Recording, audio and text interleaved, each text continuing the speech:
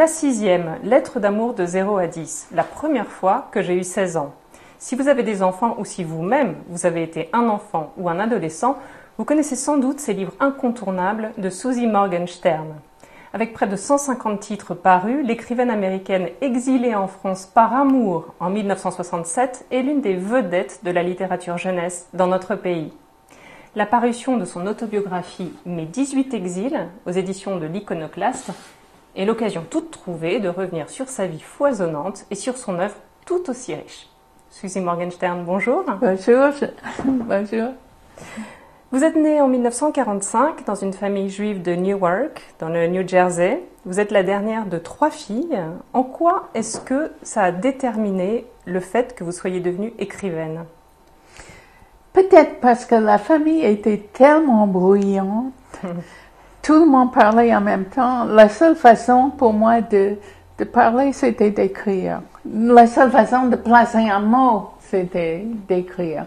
Et puis, une passion est assez inexplicable. Je suis tombée amoureuse de mon crayon, des cahiers, et puis ça vous permet de vous isoler de ce bouillonnement perpétuel. Qu'est-ce que vous écriviez à l'époque ?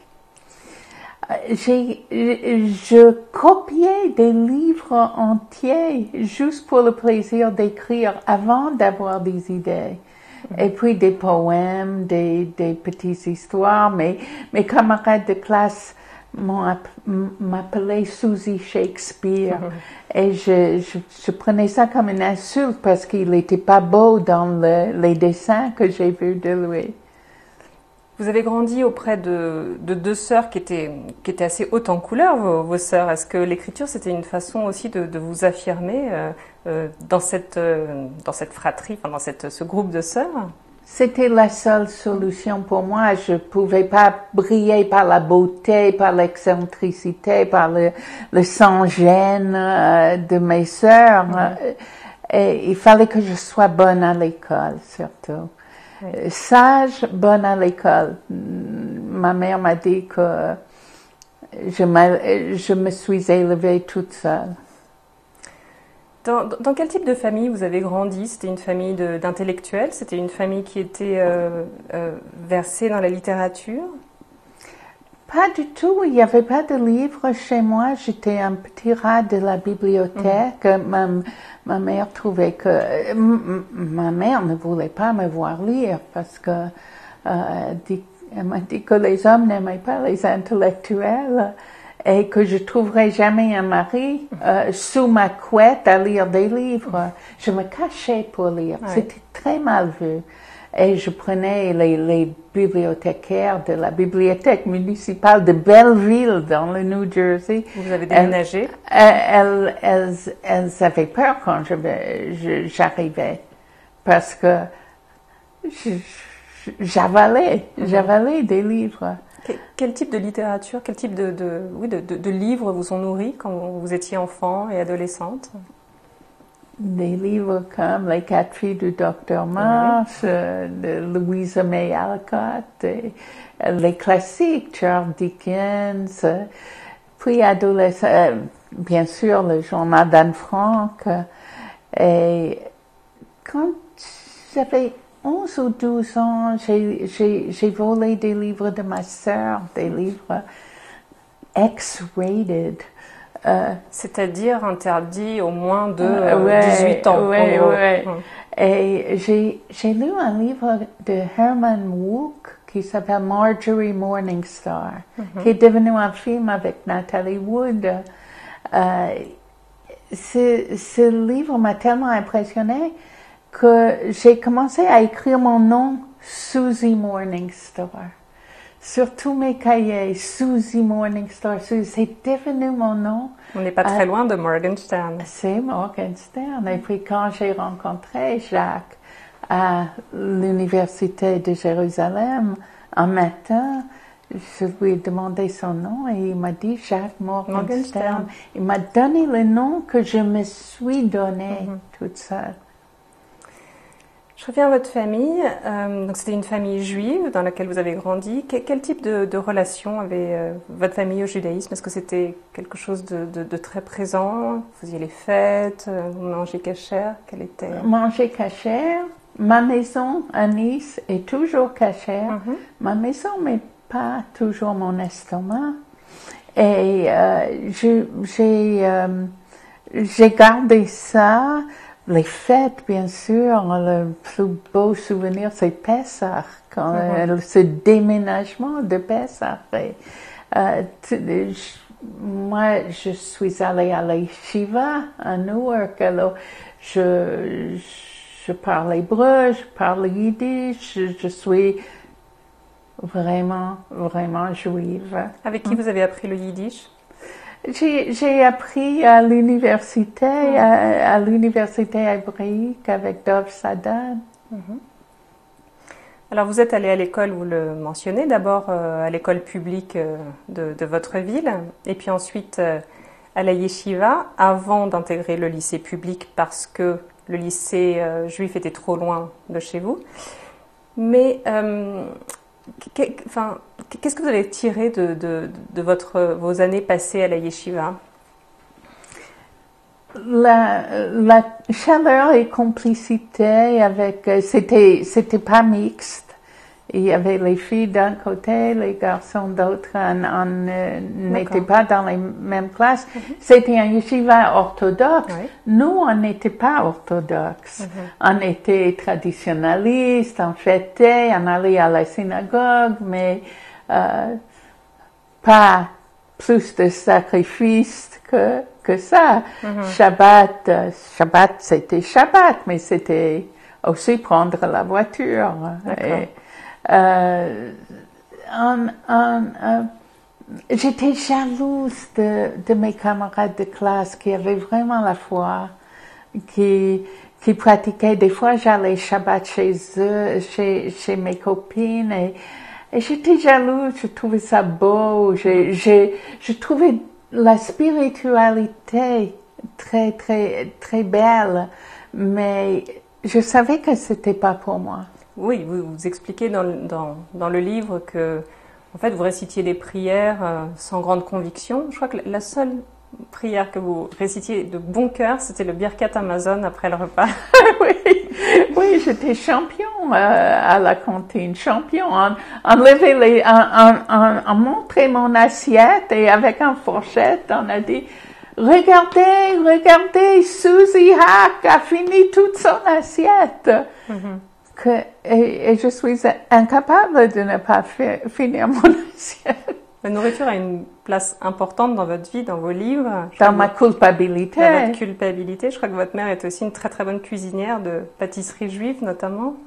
Seulement la pâtisserie. C'était une très mauvaise cuisinière d'autres choses.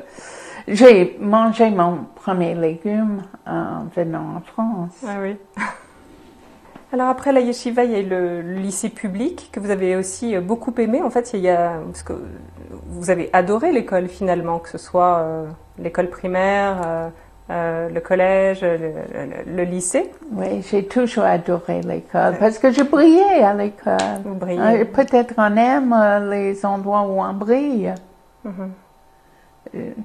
Comme la cantine, le restaurant. C'était l'école était très très positive pour moi. J'aimais l'amitié, les amitiés. J'aimais mes profs. J'ai eu de la chance d'avoir de bons profs. Et vous avez trouvé dans l'école un vrai lieu de vie, en fait, où on ne passait pas juste son temps à étudier, où il y avait des clubs sportifs, il y avait des clubs de musique, vous-même vous jouiez d'un instrument, de la contrebasse. Oui. Est-ce qu'en écrivant un livre comme La Sixième, où vous montrez un système français éducatif très rigide, vous avez voulu souligner ce contraste avec le système américain qui est plus ouvert, qui donne plus confiance aux enfants? J'étais complètement inconsciente en venant en France. Je connaissais rien, je connaissais pas les codes, je connaissais pas la géographie. la culture, rien, la langue, bien sûr, la langue. Alors, j'ai suivi l'homme sans réfléchir. Et c'était pas trop mal d'arriver à Nice, c'était beau. Je suis arrivée avec un bébé de 2 mois. Ça va.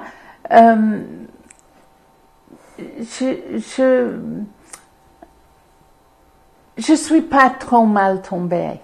Je savais que j'étais pas mal tombée avec la France. Mais quand mes enfants ont commencé l'école, là c'est peut-être la tragédie de mon immigration. Je m'attendais pas à ça. Je pensais que l'école, c'est joyeuse. Dans la 6e, vous montrez des systèmes de vexation, d'humiliation des enfants. Ouais. Quelque chose qui a dû vous choquer. Ça me choque toujours parce que je vais beaucoup dans les écoles comme écrivain. On a cette chance d'être invité dans les écoles, de dialoguer avec les classes. Et les cris des maîtresses que j'entends à l'école, des fois j'ai l'impression d'être dans un asile. C'est pas joyeux, c'est pas l'école que j'ai connue. Mes enfants, tu sais, l'heure des mamans, quand on va chercher les enfants, je tremblais. Dans quel état j'allais les trouver? Et mes enfants étaient très énervés en sortant de l'école, très énervés. Et puis tous les jours, les mêmes refrains. Oh, j'ai trop de devoirs, comment je vais faire? J'ai écrit un mot d'excuse pour ma fille Maya tous les jours. Maya n'a pas pu faire ses devoirs parce que son oncle d'Amérique est arrivé. Maya n'a pas pu faire ses devoirs parce qu'elle avait mal à la tête ou elle avait des fièvres. J'étais géniale à inventer des excuses pour Maya. Et du moment où elle avait le mot, elle s'asseyait calmement, elle faisait ses devoirs. Ce qui n'a pas empêché vos 2 filles de réussir brillamment leurs études. C'est ça, nous on apprenait strictement rien, mais dans la joie. Parlez pas des langues. Oui, je me suis réconciliée avec l'école, mais j'aimerais avoir une petite conversation avec le ministre de l'Éducation nationale. J'ai des idées pour l'école. Mon prochain livre s'appelle Maître Joker, où je décris mon école idéale. Justement, vous avez écrit plusieurs livres sur l'école, dont Joker. C'est la suite que j'ai écrit 25 ans après. Il y a encore Terminal, tout le monde descend. Pourquoi finalement consacrer autant de livres à cet endroit qu'est l'école? Parce que ça me tracassait. C'était le sujet de nos conversations à table. C'était les humiliations, comme vous avez dit. En Amérique, si tu échoues lamentablement, le professeur te dit « good try ». Tu as fait l'effort. C'est un autre état d'esprit, effectivement. Oui, positif. Et on m'a dit que j'étais nulle. Qu'est-ce qu'on fait un enfant où on imprime ce mot, nul?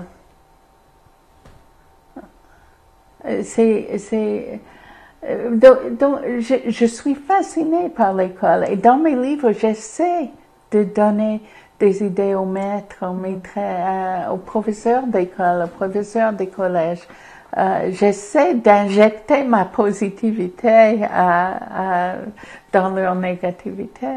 Alors après votre école à vous, après le lycée, vous avez étudié à Rutgers University. Et à la fin, vous êtes allé passer 1 an en Israël, à l'université. Vous êtes parti dans quelles conditions? Vous partiez avec l'idée de faire votre alia ou qu'est-ce que vous vouliez étudier? Ah oui, c'était un idéal de toujours dans l'avenir. Bien sûr, je me voyais vivre en Israël. Quel lien avait votre famille avec le sionisme? très fort. Très fort. Ouais, très fort. Israël, c'était l'Israël des débuts. On me raconte le vote à la radio où mon grand-père marquait avec des X combien de votes pour la création de l'État d'Israël.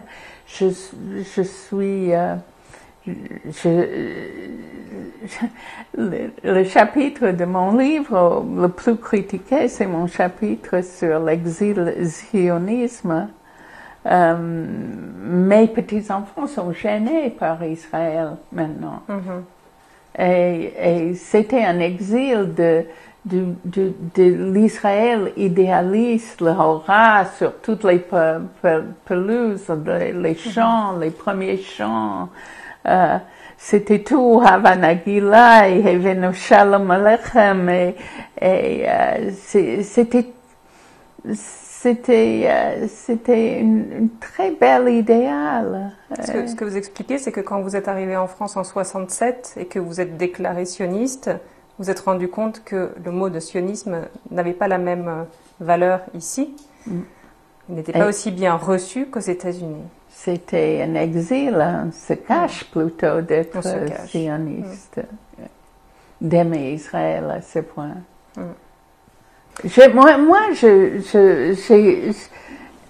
J'écoute presque tous les jours le Hatikva avec des larmes. D'accord.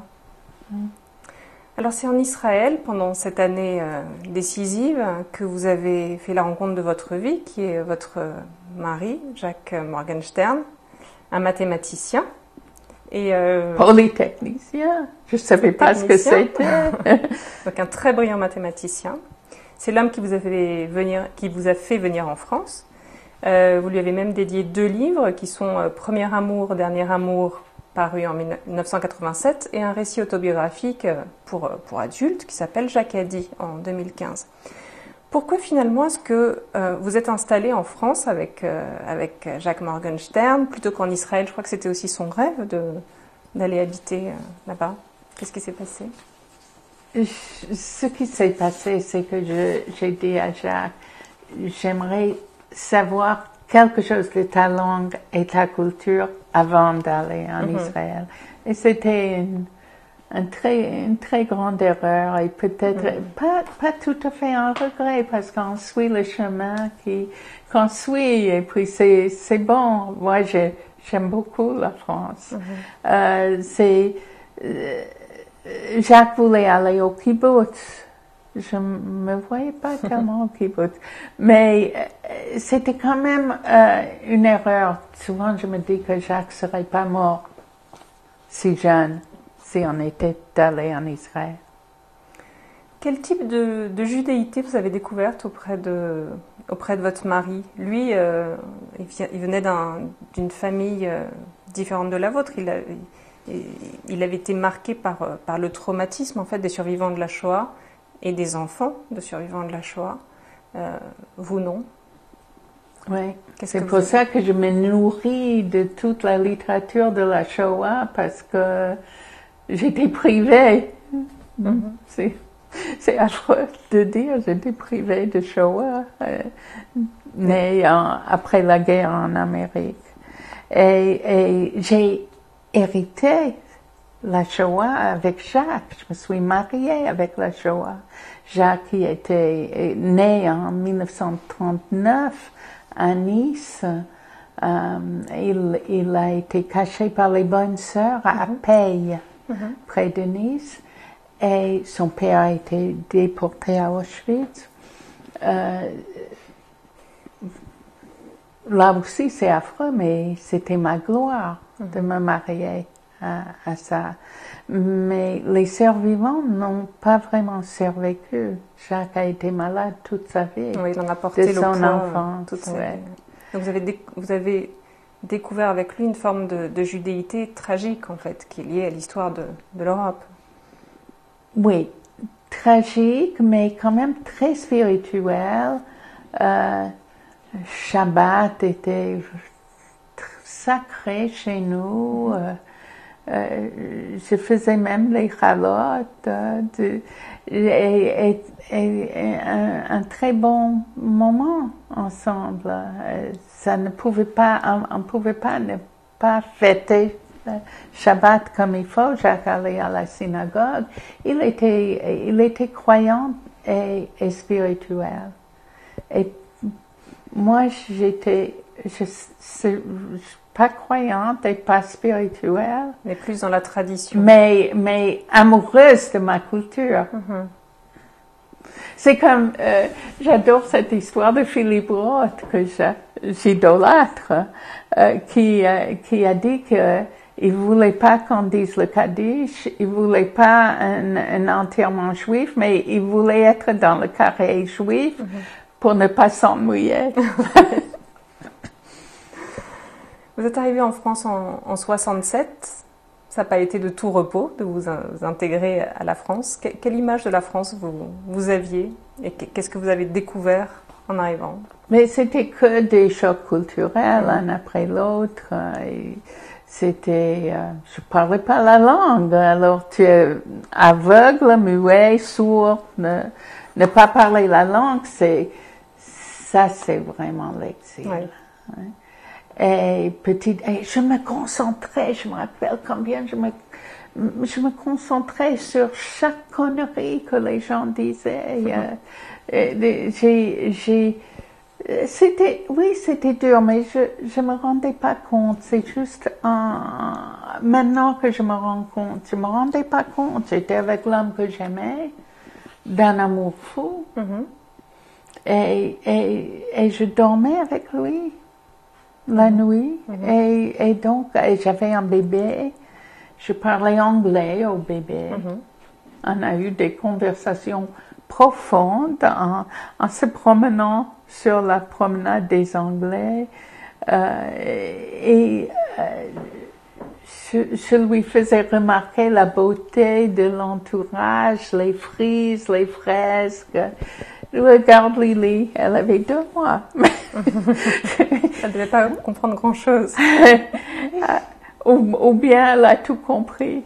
Parce que Jacques, lui, lisait Proust quand j'étais enceinte, tous les soirs. Ah, oui. Et pour entrer à l'école normale supérieure, elle m'a téléphoné, elle a dit « Maman, je suis tombée sur Proust ».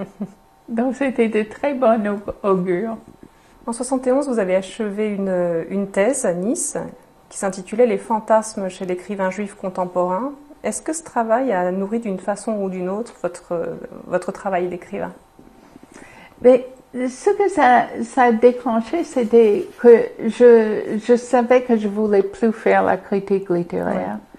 Je voulais plus lire des centaines de livres pour bâcler des critiques sur ces livres. Je voulais écrire moi-même les livres. Je voulais pas être un chercheur à l'université. Vous êtes quand même devenu professeur d'anglais à l'université de Nice. Enfin, vous n'êtes pas complètement éloigné du monde universitaire. Parce que j'aime manger. Quel est le rapport? C'était vraiment un travail. C'était pas une passion. C'était pas une passion. D'enseigner. Et j'ai vécu pendant 36 ans avec la culpabilité de gâcher le temps de mes étudiants. Le premier livre que vous avez publié s'appelait L'alphabet hébreu en 1977. Pourquoi l'hébreu? C'était votre amour de la langue qui vous a poussé? Et des lettres et du dessin, parce que j'ai commencé par dessiner mes propres livres. Oui. Et c'était un livre de coloriage. J'ai rempli chaque lettre à Aleph avec tous les objets qui commencent par Aleph et Bet, j'en ai fait 2 alphabets hébreux. Et c'est un vrai travail d'amour, de vivre dans l'hébreu et de dessiner l'hébreu. C'était ma joie après une journée à l'université. Alors, votre premier roman n'a rien à voir avec l'hébreu. Ça s'appelle C'est pas juste, ou Les déboires d'une petite fille entreprenante. Vous l'avez publié en 1982. Il parlait d'une petite fille en fait qui cherchait à gagner de l'argent. C'était un thème pour le moins insolite dans la littérature jeunesse. D'où est venue cette idée? Ah oui, je me rappelle du père Castor qui s'appelait François Fauchet chez Flammarion. Quand je lui ai amené ce livre, il me dit « Mais madame, les enfants ne pensent pas à l'argent. » Je me suis beaucoup amusée à l'écrire, inspirée par mon neveu que lui vit en Israël, Marc.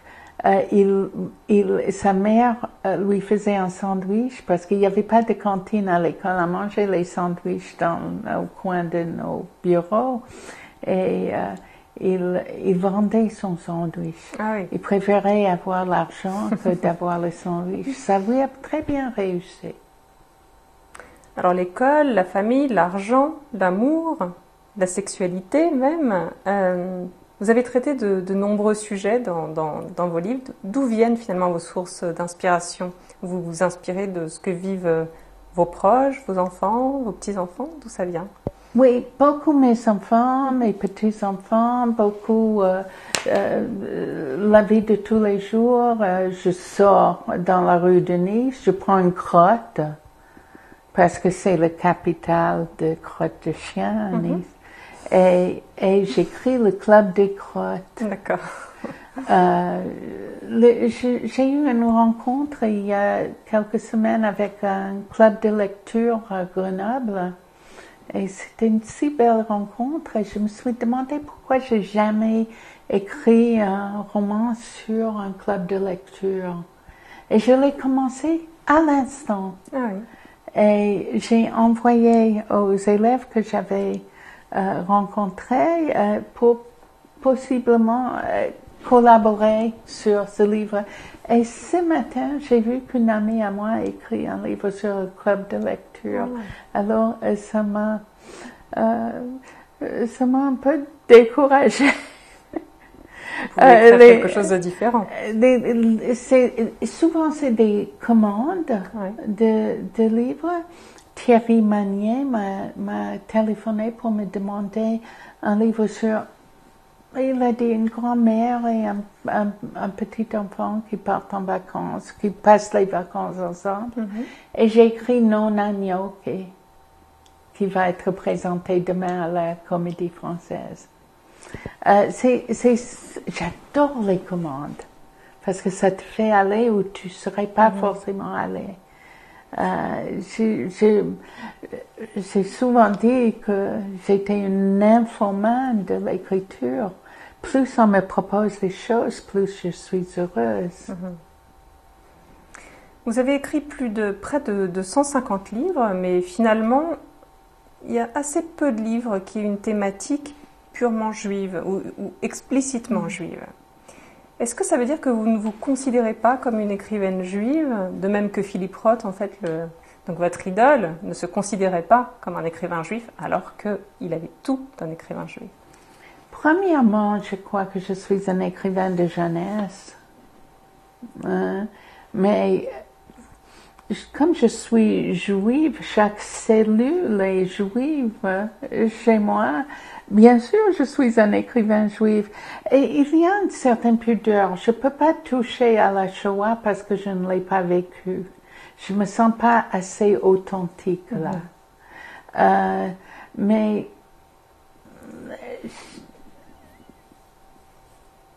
tous mes livres sont des livres juifs. Puisque ça vient de moi, de mon expérience, de ma vie de juive. Il y a le premier livre où j'ai touché à ça. Non, le premier livre, c'est Les deux moitiés de l'amitié, qui est une amitié entre un arabe et une juive. Qui date de 1983. Voilà, oui. Et Les 13 tares de Théodore, très subtilement juif.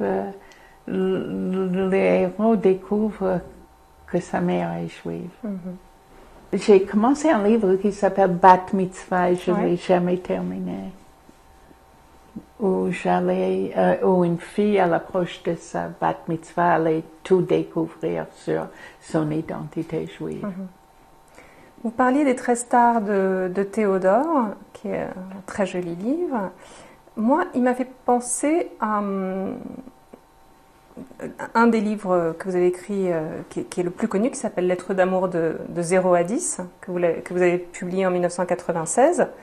Il raconte en fait l'histoire d'un petit garçon dont la mère est morte à la naissance. Il a été abandonné par son père et il est élevé par sa grand-mère qui a elle-même perdu son mari pendant la Première Guerre mondiale. J'ai eu l'impression que vous rejoignez, dans les 13 stars de Théodore, vous rejoignez un peu ce sujet de secret à la naissance. J'ai eu l'impression que c'était un petit peu la version juive et joyeuse de Lettres d'amour de 0 à 10. Est-ce que c'était votre intention? Non, tout est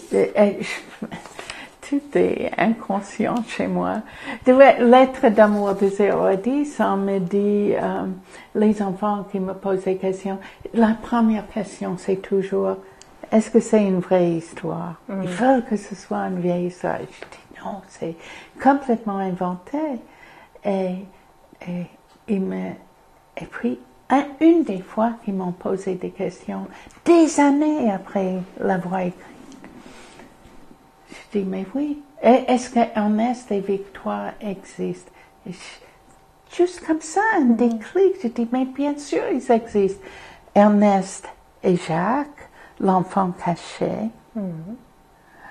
et Victoire, c'est moi qui est venue sauver la France. Victoire, c'est la petite fille qui en fait ramène Ernest à la vie en l'amenant dans sa famille où il y a 13-14 enfants et tous les garçons portent le nom d'une tribu d'Israël. Donc c'est la touche juive. Oui, mais il y est partout, cette touche juive.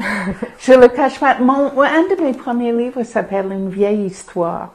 Et c'était publié par La Farandole, qui était un éditeur communiste, l'éditeur officiel du Parti communiste.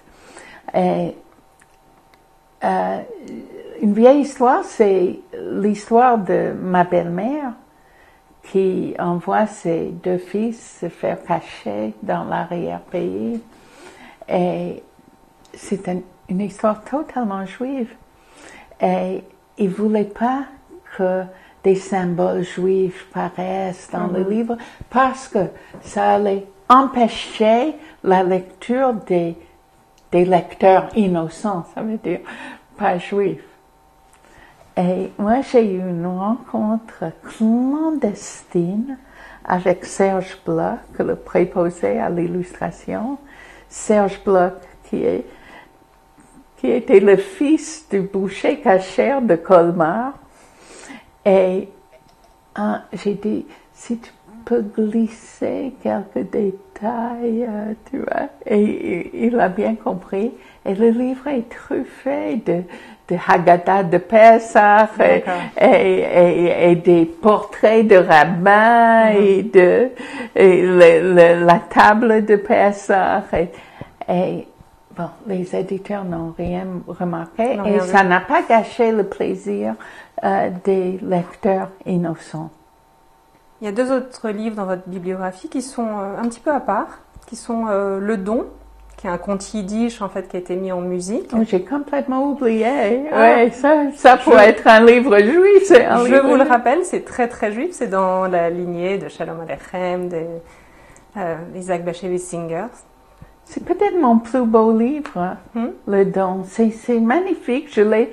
Si ça m'arrive de le relire, je dis mais c'est moi qui ai écrit ça. C'est bien vous. Tu vois, nourri bien sûr par Shalom Aleichem et Peretz et tous les conteurs yiddish. J'aime beaucoup ce livre. Il est épuisé. Quel dommage. Et je l'ai lu sur un CD avec de musique klezmer. Ouais. Il y a ce livre-là et puis vous avez écrit un livre sur Esther que représente ce personnage d'Esther pour vous. J'ai dédié le livre à Delphine Orviller. Bon, c'était une commande pour cette collection de personnages mythiques de la Bible. Et je savais que je voulais faire une femme. Il n'y en a pas beaucoup.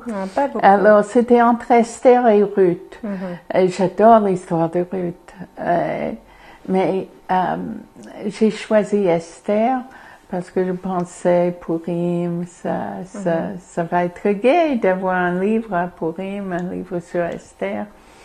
J'ai beaucoup souffert parce que c'est le premier livre historique que j'ai lu et je me sentais vraiment, j'ai pas ressenti la liberté que j'ai d'habitude parce que l'histoire était déjà là. L'histoire était déjà là.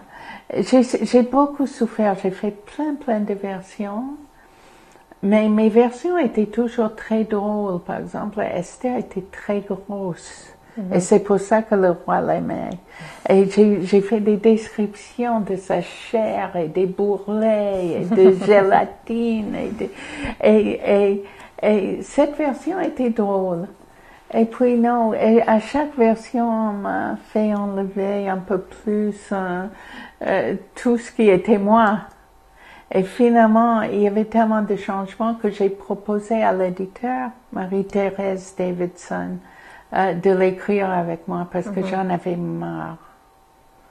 Et donc, je revendique pas vraiment l'écriture de ce livre.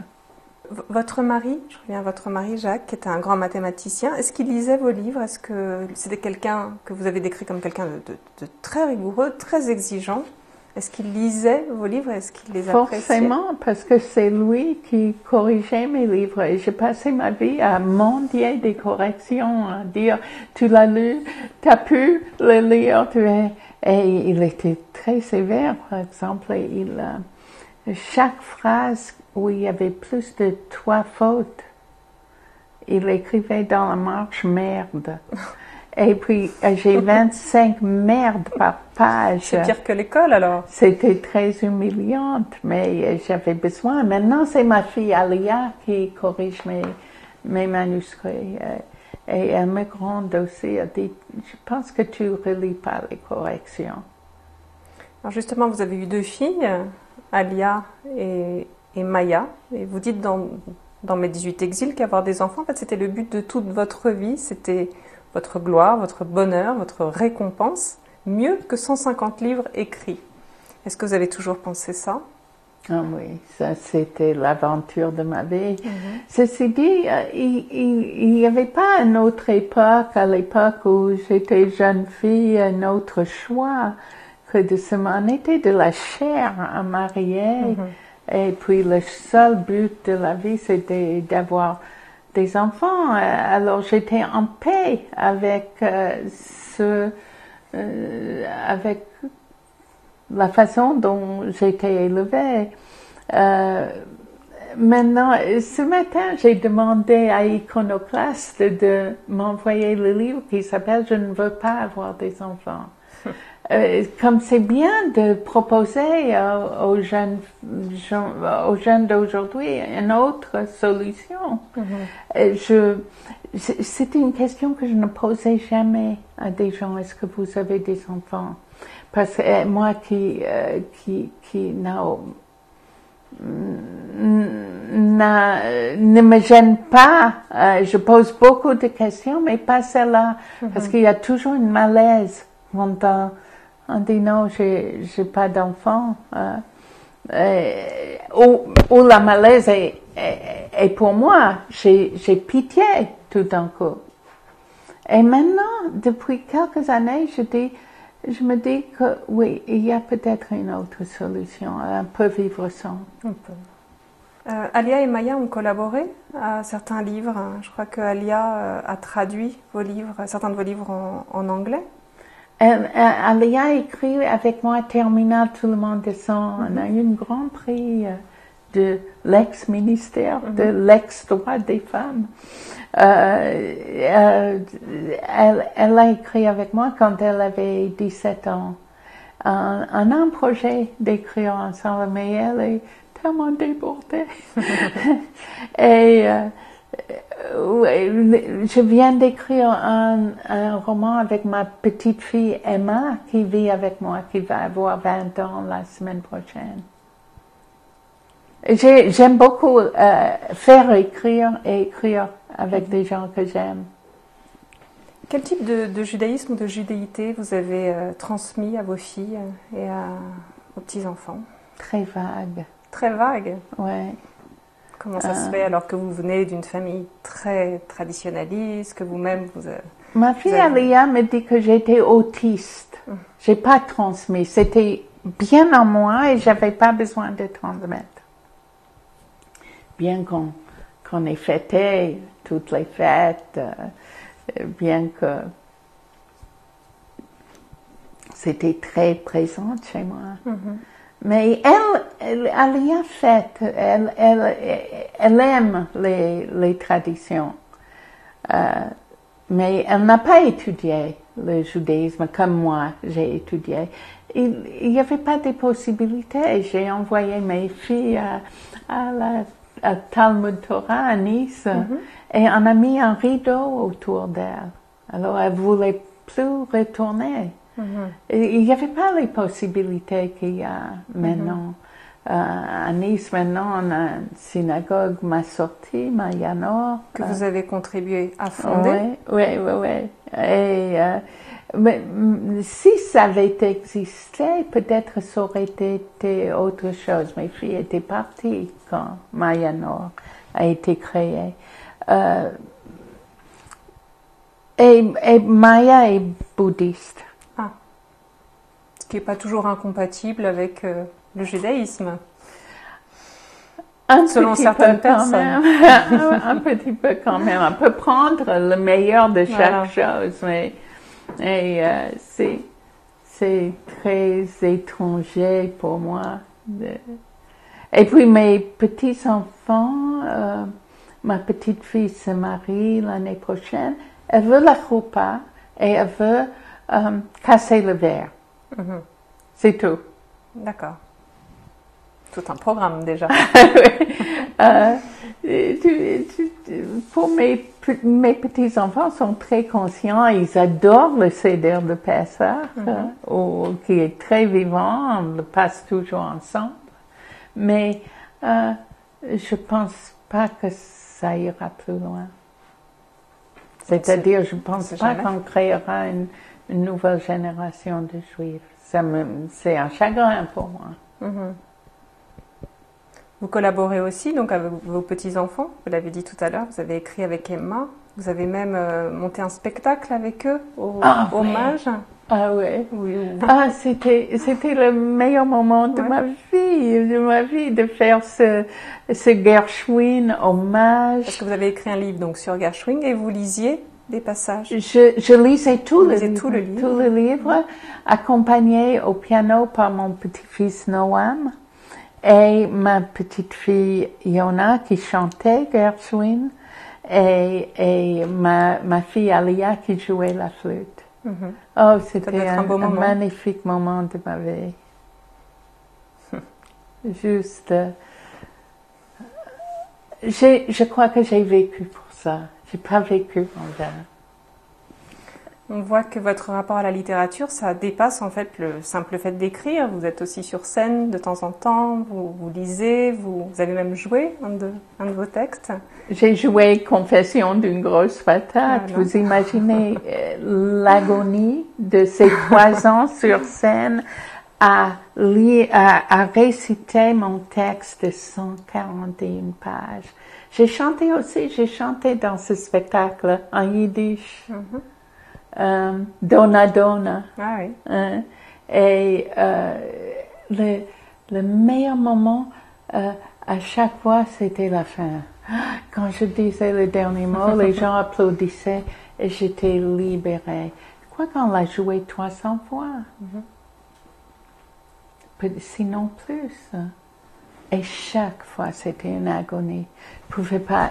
Bon, moi, je connais ce que c'est le trac. Je peux pas respirer. Envie de faire pipi toutes les 2 minutes. c'est une galère. Galère, c'est un de mes mots préférés. Ça m'aide à vivre galère. Je prends le train, je dis galère, et ça m'aide. Il faudrait que j'écrive un livre qui s'appelle Galère. Je ne sais pas comment le traduire en anglais, galère. Il y a des mots comme ça pour lesquels il n'y a pas de traduction. En yiddish peut-être? Ou en hébreu? En yiddish, je dois avoir galère. J'ai eu l'impression en lisant Mes 18 exils que en fait, vous aviez écrit un peu votre testament littéraire, surtout pour votre famille, même si on vous souhaite évidemment de continuer à vivre jusqu'à 120 ans. Quelle image vous avez envie de laisser, celle d'une écrivaine pour la jeunesse, d'une grand-mère, d'une écrivaine juive? D'une personne aimante, de mensch. Un mensch.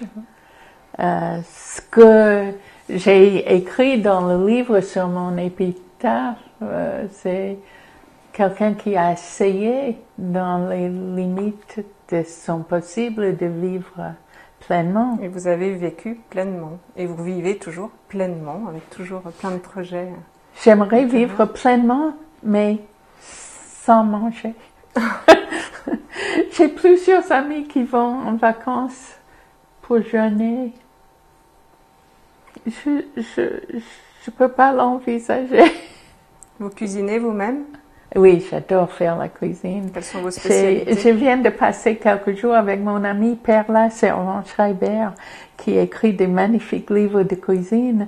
Et